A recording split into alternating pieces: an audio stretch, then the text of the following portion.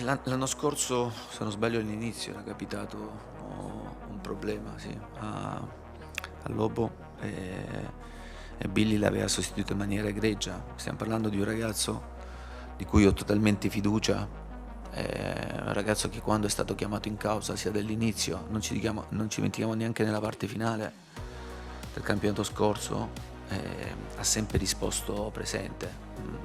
A livello di caratteristiche, il calciatore che sposa un po' alla perfezione le caratteristiche di Lobo, e per questo motivo l'anno scorso era stato preso, perché non c'era un sostituto di Lobotka. Trovare un altro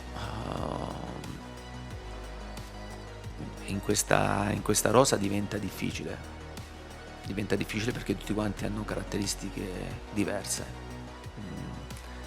Non sono dei veri e propri play, quindi dovremmo, nell'eventualità, mi auguro di no, dover adattare qualche calciatore a giocare in quella posizione.